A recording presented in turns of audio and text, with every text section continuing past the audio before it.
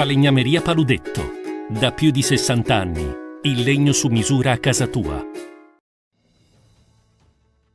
TG Plus News edizione di Venezia, buonasera.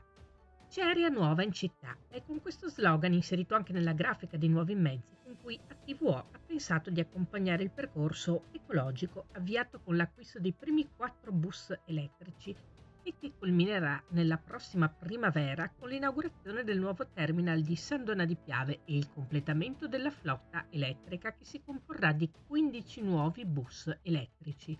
Ogni mezzo può portare fino a un massimo di 85 persone con 28 posti a sedere.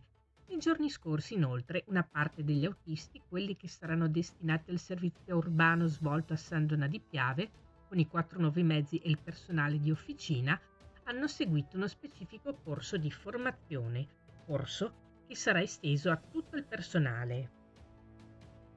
E questa mattina ultima seduta del Consiglio metropolitano per il 2023 nella sede di Palazzo Ca' Corner a Venezia, che ha previsto anche la riunione della conferenza dei sindaci per il loro parere sul bilancio di previsione 2024 della città metropolitana.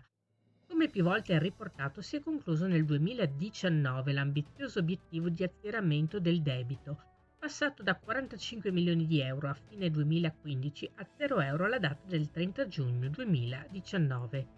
Prima della seduta, il sindaco Brugnaro ha firmato il decreto della nomina di direttore generale della città metropolitana dell'ingegner Nicola Torricella, già dirigente dell'area lavori pubblici, manutenzione, viabilità ed edilizia scolastica.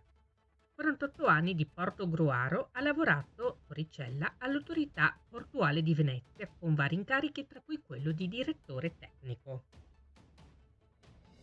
Cambiamo argomento. Finalmente si entra nella fase esecutiva del progetto pilota. Si tratta di un progetto ambizioso, di ampio respiro ma concreto. È finita la raccolta di dati e ora si può cominciare a declinare l'esperienza olandese sulla dimensione della costa veneta. Così il presidente di Union Mare Veneto, Alessandro Berton, dopo i sopralluoghi sulla costa veneta assieme ai tecnici della società Royal Asconing, giunti per incontrare i tecnici del Genio Civile e della regione, oltre che gli amministratori e gli operatori del comparto.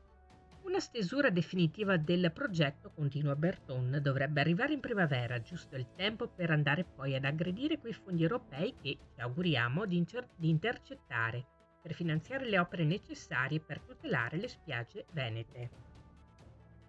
Voltiamo pagina. A Venezia Babbo Natale non arriva con la slitta ma in barca.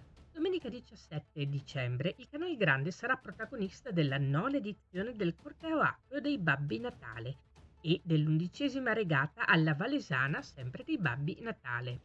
Una domenica di sport in pieno spirito natalizio, con barche addobbate e uomini e donne in cappello rosso e barba bianca inforcheranno il remo, per dare vita a 2 suggestivi appuntamenti all'interno del calendario di iniziative Venezia accende il Natale, promosso dal Comune di Venezia in collaborazione con Vela SPA.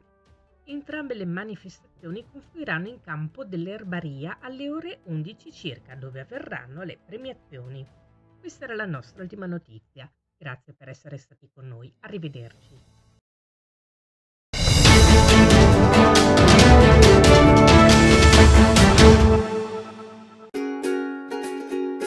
Falegnameria Paludetto.